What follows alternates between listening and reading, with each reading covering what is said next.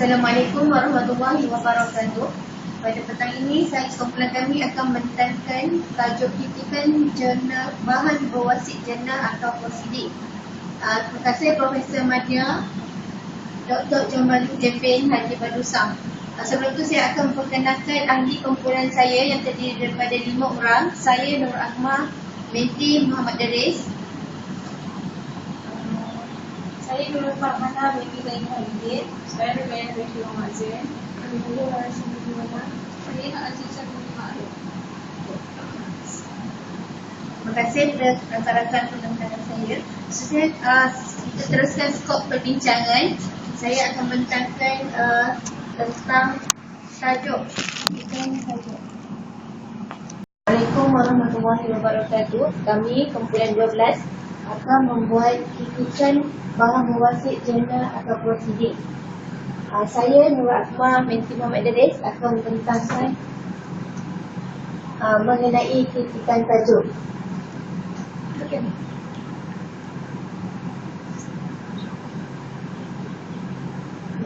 Tajuk yang dipilih jurnal pertama, pelaksanaan kelas kemahiran Al-Quran di Malaysia 1 analisis. Prosiding 2, analisis aspek makna kata kerja wazan af'ala dan fa'ala bersinonim dalam Al-Quran. Jurnal 3, amalan pengajaran tilawah Al-Quran, satu tinjauan terhadap persepsi guru di Sekolah Menengah Harian Malaysia.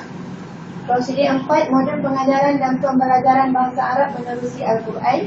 Dan prosiding 5, perbezaan qiraat Al-Quran, analisis morfologi bagi pola af'ala, fa'ala dalam surah Al-An'am.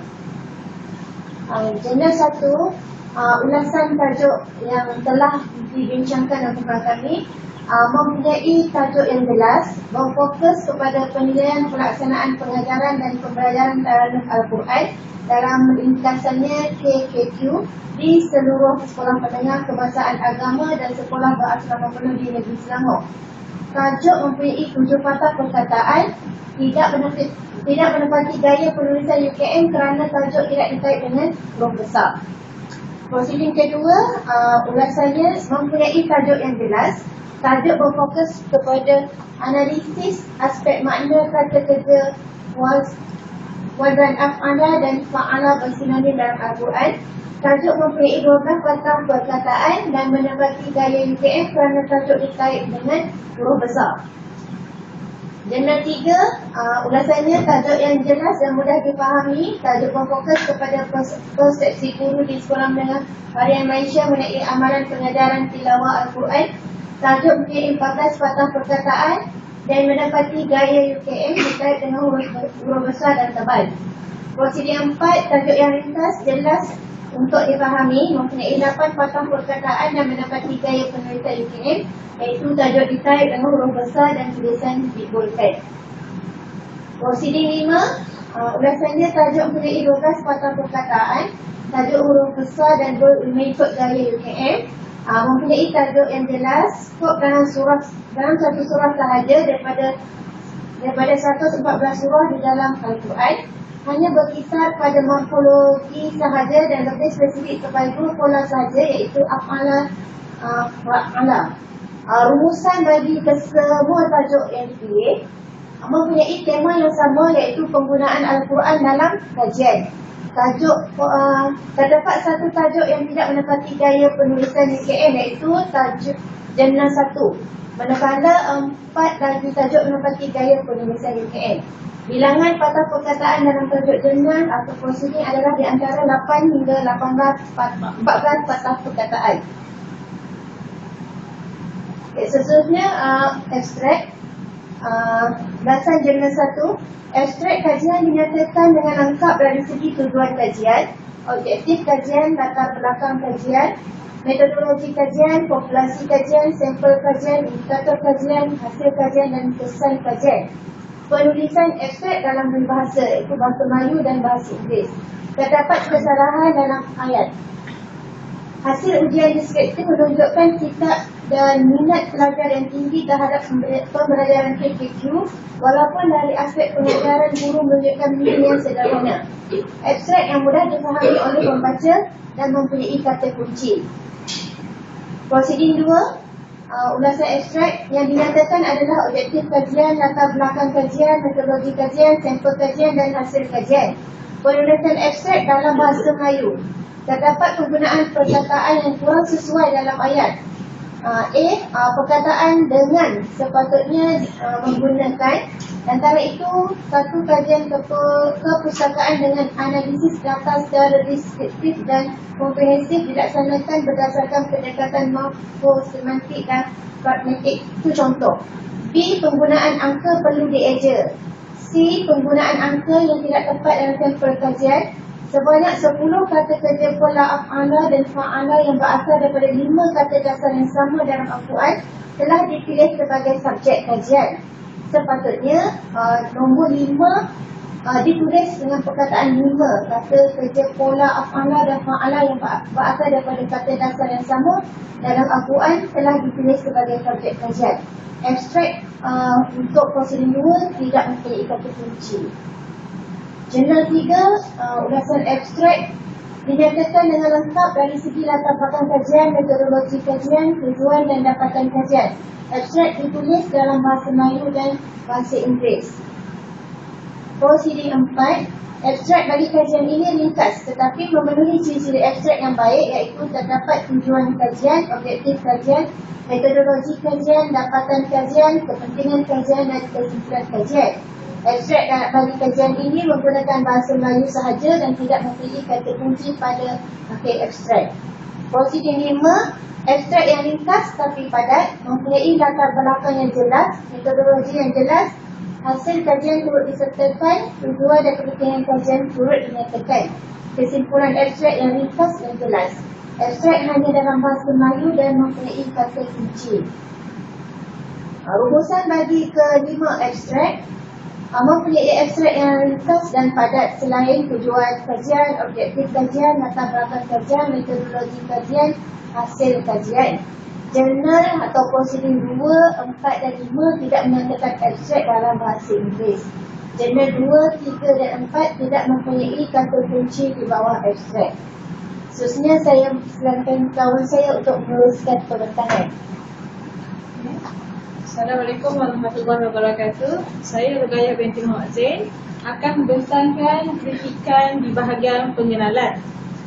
Jurnal 1 mempunyai penjelasan yang lengkap mengenai kepentingan pengajaran Al-Quran yang bermula secara rasmi ketika peristiwa di Gua Hira dan menyatakan kaedah pengajaran Al-Quran yang diajar oleh Rasulullah. Dan terdapat 4 langkah pengajaran Al-Quran yang juga dinyatakan dengan jelas, yang mana membaca Al-Quran dengan betul, menerangkan maksud, menghafaz Al-Quran dan mengamalkan ajaran Al-Quran berdasarkan ajaran yang dipahami daripada ayat-ayat yang dihafaz.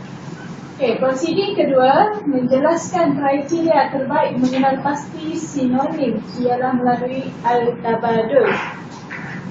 Ahli linguistik membahaskan sinonim terbagi kepada 2 golongan, iaitu golongan pertama yang menerima ahli linguistik yang menerima sinonim seperti Sibawayh, Al-Asma'iyah, Abu Ali Al-Farisi dan Ibnu Khalawih.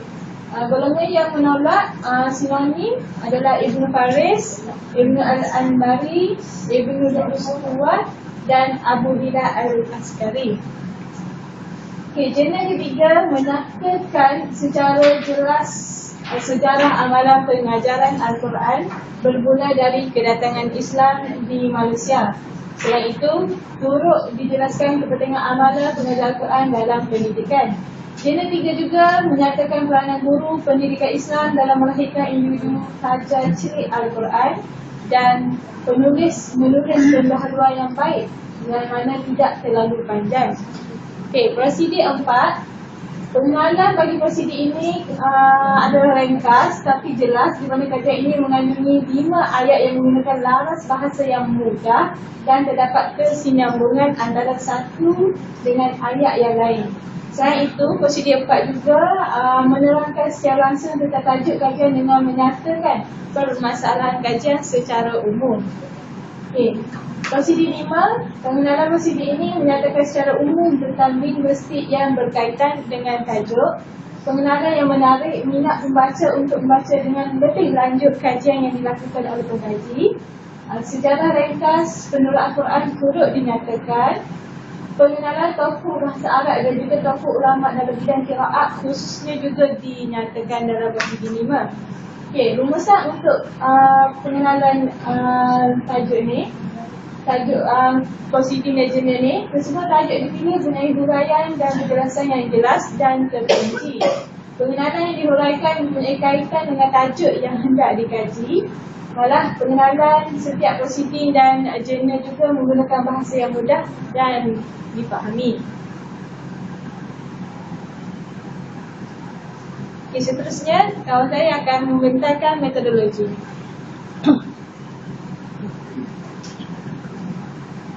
Okey, insyaAllah saya akan membentangkan berkaitan dengan metodologi. Sebelum saya akan membentangkan berkaitan dengan metodologi kajian, yang mana jenis satu metodologi kajian yang ada dinyatakan secara ringkas, iaitu kajian berbentuk tinjauan.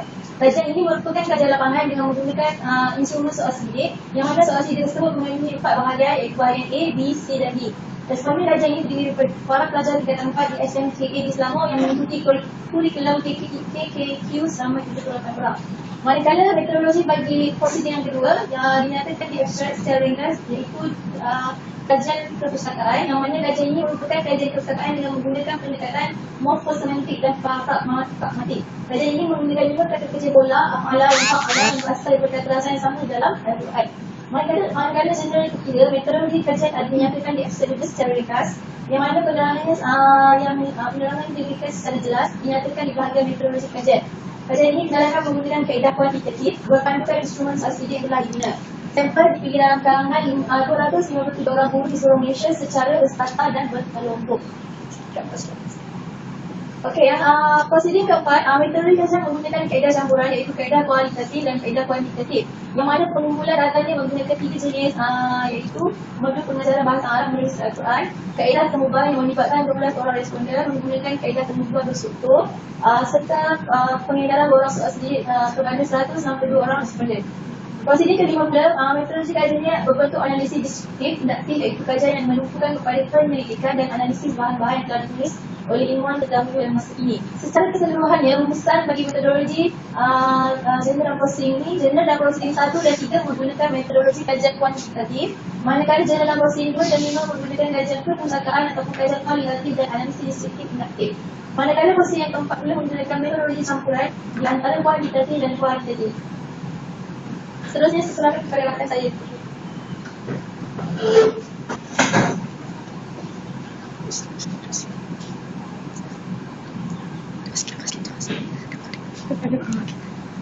Bismillahirrahmanirrahim. Saya Azizah bin Ma'ruf akan membentangkan tentang hasil kajian. Baik. Dengan pertama, hasil kajian yang bertanya dihasilkan adalah menepati perkajian dan skop perbincangan kajian. Hasil kajian menepati bahawa penilaian amal kajian berada pada perubahan instrumental dan memerlukan pembangunan dan penambahbaikan yang berperusahaan bagi semua pihak yang terlibat. Manakala komponen kajian menggunakan ini, seharusnya diberi perhatian yang berkhusus memandangkan nilai min yang didapati daripada paling rendah mewakili lisa dan hanya rendah iaitu 3.21. Positif kedua, hasil kajian menepati tujuan kajian dan skop perbincangan dengan kajian. Hasil kajian mendapati bahawa pola anda dan anda menjelaskan kesamaan dari segi morfologi. Namun, dari segi pragmatik, jelas bahawa pola kajian memiliki makna yang berbeza mengikut masa, kekerapan dan juga berlaku yang dibutuhkan. Jenis yang ketiga, hasil kajian yang dinyatakan adalah ringkas meliputi jadual yang mudah untuk dipahami. Hasil kajian dirasmi sesuai amalan pengedaran Al-Quran berada pada tahap sederhana dengan min 0.338. Prosedur 4 menyatakan secara terperinci tentang responden kajian. Hasil kajian dinyatakan dalam bentuk jadual. Jadual pertama, tujuan mempelajari bahasa Arab. Jadual kedua, maklumat responden. Jadual ketiga, kandungan item set soal spesifik. Jadual keempat, ciri-ciri modul bahasa Arab untuk orang awam. Jadual kelima, pendekatan modul bahasa Arab. Dan jadual keenam, langkah-langkah yang dilakukan oleh orang awam untuk memahami Al-Quran. Serta jadual ketujuh, sejauh mana bahasa Arab perlu dipelajari untuk memahami Al-Quran. Hasil kajian ini menggunakan hampir 5 halaman untuk menerangkan tentang hasil pengumpulan data melalui 3 kaedah kajian. Setiap jadual dinyatakan dengan penerangan yang jelas dan terdapat kesinambungan antara jadual 1, jadual 2 dan berikutnya. Porsi 5. Hasil tadi dapat dilihat pada 13 gambaran yang disediakan oleh pendidik. Rumusan bagi kelima-lima makalah berwasif. Yang pertama, hasil kajian ditunjukkan dalam pelbagai bentuk, iaitu dalam bentuk graf, jadual, rajah dan pernyataan penubuhan. Kedua, hasil dapat dalam bentuk dapat disertai penerangan untuk mengucapkan pemahaman pembaca. Ketiga, tersebut kena mempunyai dapatan kerja yang menyokong tajuk. Dan keempat, hasil kajian mendapati setiap jenis menjelaskan penerangan secara terperinci bagi memudahkan para pembaca dan gaya bahasa yang jelas serta mudah dipahami. Selain ia disokong oleh kajian-kajian terdahulu. Seterusnya, daripada segi perbincangan, jurnal pertama, penulis mengatakan bahawa terdapat beberapa kelemahan dari sudut pelaksanaan pengajaran dan pembelajaran kelas Al-Quran, iaitu terdapat beberapa kekurangan yang diiklankan, Perak, Sabah dan Sarawak telah mencapai tahap sempurna dalam pencapaiannya.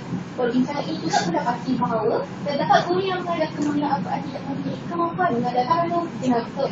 Kebanyakan SMK tidak percaya mengatakan keputusan yang merangsangkan di dalam bahagian tajuk jika dibandingkan dengan keputusan pada bahagian kira asal rahim dan pembahasan.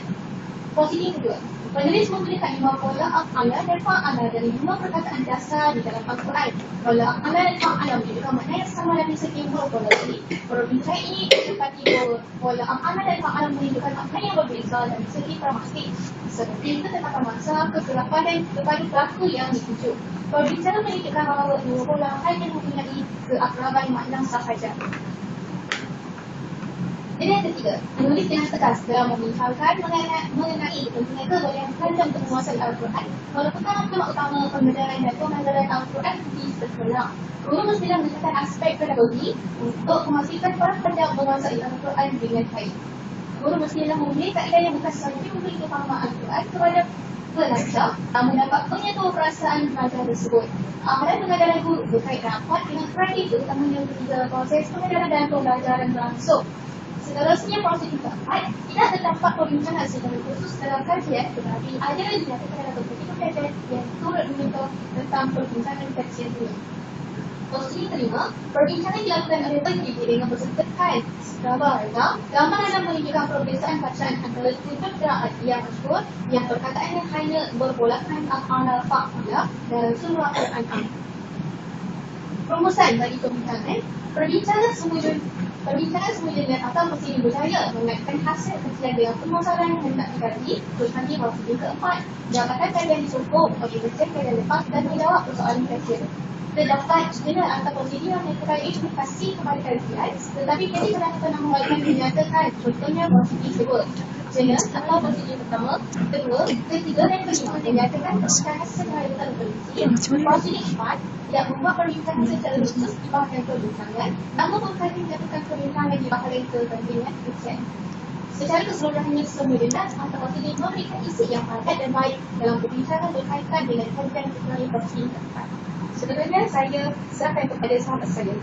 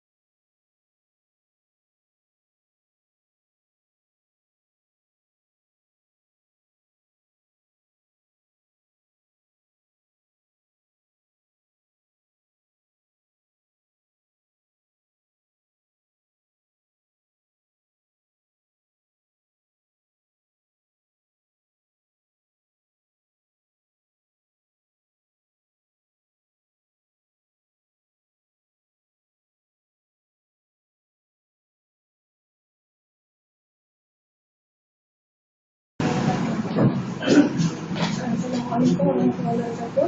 Nama saya Nawal Syamsuddina. Saya akan meneruskan kepada nombor 3 iaitu kesimpulan. Okey, kesimpulan yang pertama iaitu untuk jenis pertama, kesimpulan yang dinyatakan adalah ringkas dan menyatakan beberapa cadangan seperti guru-guru itu sebagai pelaksana PMP Taranum Al-Quran khususnya akan mempertingkatkan kemahiran Taranum Al-Quran dan kemahiran ikhtisas perguruan dalam bidang kemahiran Al-Quran umumnya. Poin yang kedua, penting juga menyeru kepada pihak wajib akan mempergiatkan kajian mengenai pelaksanaan kurikulum pendidikan Al-Quran dan keberkesanannya dalam pengajaran dan pembelajaran. Yang ketiga, kesimpulan menyimpulkan berkaitan kajian dengan baik, petikan kata-kata yang mendalam dan memberikan kesedaran kepada pembaca. Okey, prosedur kedua, dia menyatakan bahawa kesimpulan yang dinyatakan adalah ringkas, kemudian menyimpulkan dua perkara, iaitu yang pertama, pola af'ala dan fa'ala di dalam Al-Quran membawa makna yang berbeza. Yang kedua, pendekatan morfosemantik dan gramatik merupakan metodologi yang sesuai untuk mengenal pasti makna dan kemujizatan ulang pola kata kerja dalam Al-Quran. Okey, untuk jenis ketiga, perlu menyatakan guru pendidikan Islam mestilah mempersiapkan usaha dalam menambah baca kualiti pengajaran dan pembelajaran Al-Quran. Selain itu, menghadiri kursus pengajaran Al-Quran dan berkongsi pendapat atau idea diharapkan. Selain itu, menghadiri kursus pengedahan pengajaran Al-Quran dan berkongsi pendapat atau idea diharapkan untuk lebih kreatif dalam pengajaran di bilik darjah. Keseluruhannya, kesimpulan dinyatakan secara ringkas dan padat, tidak terlalu panjang. Okey, untuk prosedur keempat pula disebut sebagai penutup dalam kajian ini. Kajian ini menyatakan dengan ringkas tetapi jelas mengenai kesimpulan dalam satu perenggan sahaja. Okey, seterusnya dia menyatakan pendapat responden dalam kesimpulan kajian, yang mana kebanyakan responden mencarakan supaya dibina satu bentuk model yang mudah dipelajari.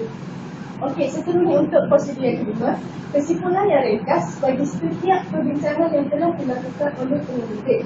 Maka pada kesimpulan yang besar, penyelidik menutupnya dengan menyatakan Al-Quran yang mempunyai kesusahan ayat ini.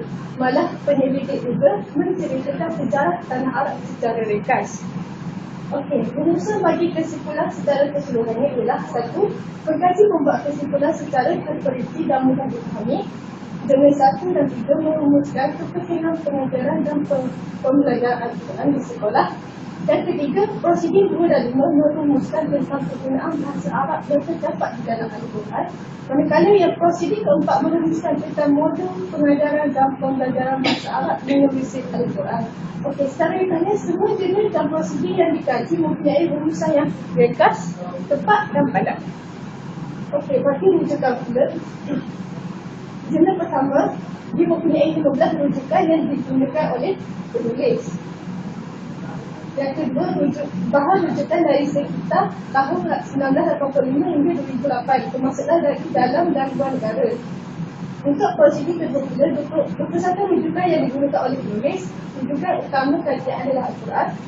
Bahan rujukan sekitar tahun 1985 hingga 2013. Bahan rujukan adalah dari luar negara. Okey, untuk jenis ketiga pula, 47 rujukan yang digunakan oleh penulis. Bahan rujukan adalah sekitar 1980 hingga 2006. Rujukan merangkumi bahasa Melayu, Arab dan Inggeris. Untuk prosedur keempat, rujukan yang diambil adalah sebanyak 18 rujukan, iaitu melibatkan rujukan daripada artikel dan buku dalam bahasa Melayu, bahasa Arab dan bahasa Inggeris. Rujukan bagi kajian ini mengikut format yang betul, iaitu susunan mengikut abjad yang diambil daripada 1980 hingga 2010. Manakala untuk prosedur kelima pula, terdapat 11 rujukan yang digunakan, namun terdapat juga rujukan yang tidak digunakan. Disebabkan kajian ini melibatkan Al-Quran, maka keinginan ini dijangka oleh penulis dengan merujuk kitab lama sekitar tahun 1997 hingga 1999. Okey, rumusan bagi rujukan ini. Okey, yang pertama, semua rujukan yang digunakan dinyatakan dalam bahagian rujukan kecuali prosedur 5. Yang kedua, rujukan yang digunakan adalah rujukan lama, iaitu sekitar tahun 1980 hingga 2013, bukan yang terkini.